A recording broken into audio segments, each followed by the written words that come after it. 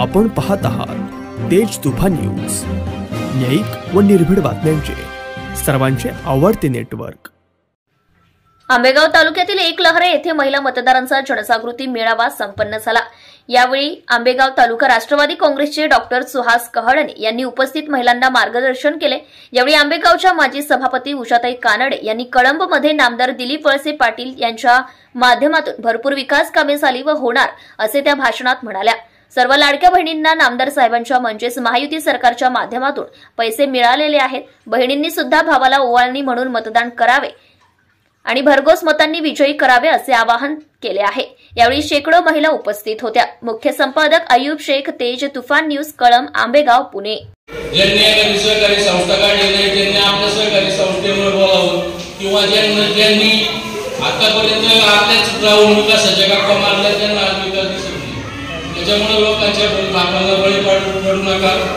साहेबांनी जे काही विकास कामं केले हे तुम्हाला सगळ्या तुमच्या समोर आहे।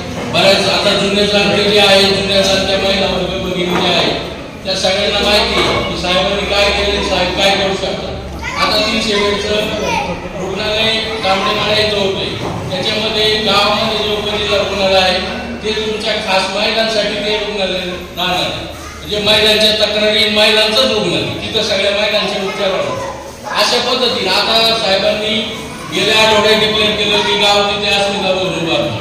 तुमच्यावर किती महिलांसाठी लक्ष आहे, या महत्वाच्या गोष्टी आहेत। पूर्वीच्या नळपाणी पुरवठा तुम्ही केल्या, कुणी काय केलं, आज जुना इतिहास काढला तर तिथं बोलायला मला 1 तास वेळ पडणार नाही, परंतु मी तुम्हाला थोडक्यात सांगण्याचा प्रयत्न केलाय। त्याचबरोबर ज्या गोड नदीवर किती वेळ झाले, गावोगावी पाणी खेळायला लागलं आणि शेतीला पूरक पाणी मिळालं। त्याचबरोबर गावोगावी तुम्हाला माहिती आहे, पूर्वी माणसाला 1 रुपया देऊन पाणी विकत घ्यायला लागायचं हॉटेलमध्ये, अशी परिस्थिती होती आणि गावोगावी नळ योजना नव्हत्या। मग साहेबांनी नळ योजना आणल्या, गावागावात अंगणवाड्या बांधल्या, गावागावात जिल्हा परिषदच्या शाळा सुधरवल्या, सगळे रस्ते सुधरवले, गावागावात सभामंडप दिले, गावागावात मंदिरांसाठी भरघोस असे तीर्थक्षेत्राचे दर्जे प्राप्त करून दिले। गावात तालुक्यासाठी त्यांनी तुम्ही मला सगळ्या क्रीडा संकुल आणलंय। त्याचबरोबर आज प्रांत कार्यालय, पूर्वी आपल्याला खेळणं जागेचं प्रांत कार्यालय आहे, आपल्याकडे एसटीचा डेपो मंजूर झालाय, खूप मोठं उपजिल्हा रुग्णालय झालंय, औषधी इंजिनिअरिंग कॉलेज झालंय। आता साहेबांनी परवा आमची मागणी होती त्यानुसार मेडिकल कॉलेजची सुद्धा घोषणा केलेली आहे, म्हणजे इथून पुढे तुमच्या मुलांना डॉक्टर व्हायला बाहेर जाण्याची गरज पडणार नाही। अशा पद्धतीची कामं स्वागत करतो।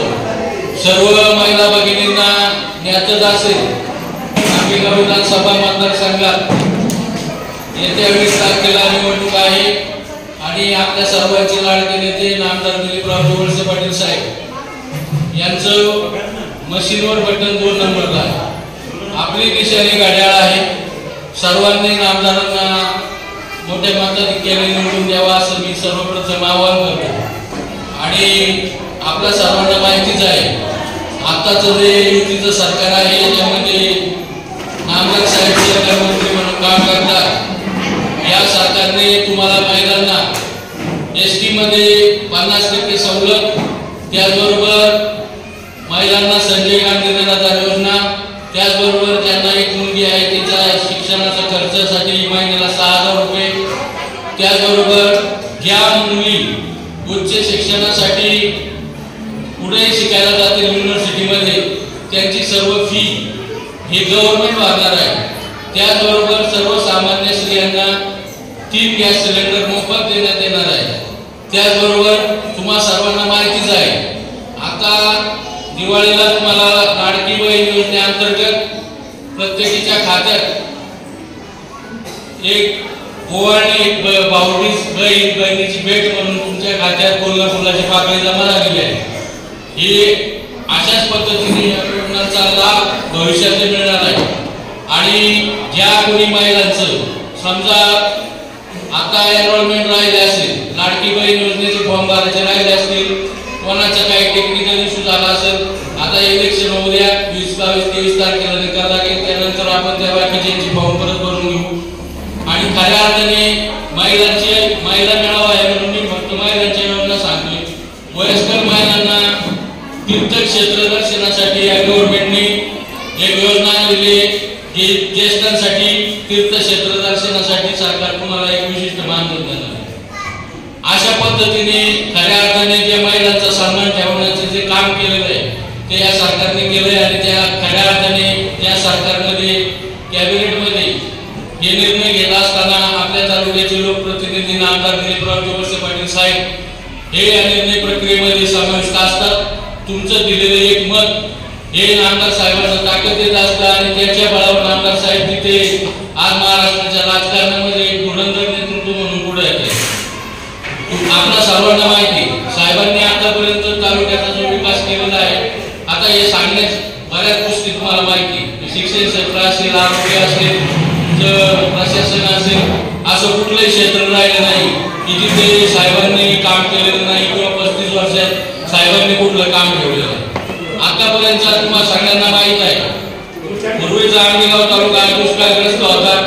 केटीवेल झाले त्याच्यानंतर पाण्याची सोय झाली पाण्याची सोय झाली बागायती क्षेत्र झाली. बागायती क्षेत्र झाल्यावर गावोगावी नळ योजना झाल्या. या नळ योजना कुणी आणल्या. आज लोक विरोधक प्रश्न विचारतात विकास काय केला विकास काय केला. नुकतेच